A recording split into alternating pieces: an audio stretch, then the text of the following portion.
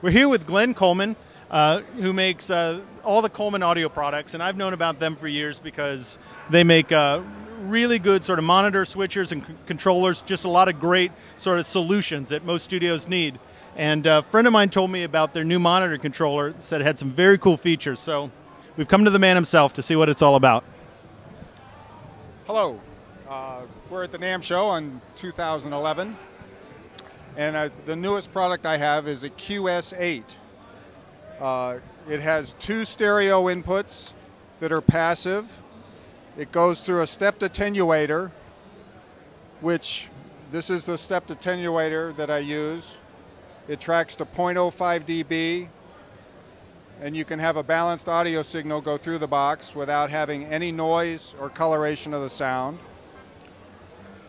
Then it comes out and it goes to any of 2 sets of speakers with alternate speaker switching.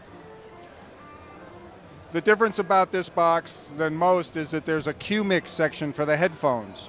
You have a stereo Q input level control, and that can be a dedicated stereo Q input on the back panel, or if you push this switch, it'll be what you're listening to on the control room.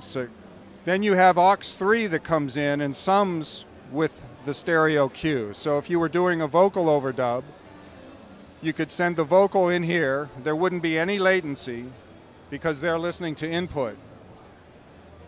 It would sum with the stereo Q signal, and you could give them more me in the headphones. This switch will select either stereo or it would be mono in the headphones. There's an overall level control for the summing of the Q mix for the output to the headphones. You have a talkback switch, a talkback level control, a talkback microphone that comes with the unit. You can also remote the talkback switch, so it can be a foot switch or any momentary switch. You have an engineer's headphone, so you can hear the cue that they're listening to, the artist is listening to. Also, the talkback is on this. Or you can listen to the mix. Now the mix is this 3rd switch. The mix button turns this into a summing box.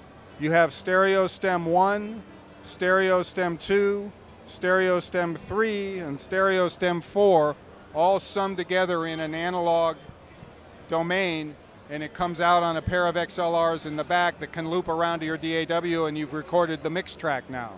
So it's a summing box, it's a Q mixing box, and it's a control room monitor with talkback. And so some of you guys have seen the show where I've talked about trying to deal with latency issues with vocal recording and recommended splitting off a signal and using something like a small little Mackie mixer or something to deal with that. That's what he was talking about here with being able to use these additional inputs for 0 latency monitor, because you know, any of the latency we're going to run into with something fully analog is probably up in the light spectrum. So we're not going to have to worry about that. And this is very cool. And also, I would assume that something like this, you could use this if you were recording guitars with multiple mics and wanted to get those down to 1 track. So this is actually pretty cool. You got a lot of the functions you need for Q mixes, 0 latency monitoring for the artist, and it also seems like a pretty cool summing box if you want to use multiple mics and bounce those down to 1 track to keep your track count lower. So thank you so much, Glenn.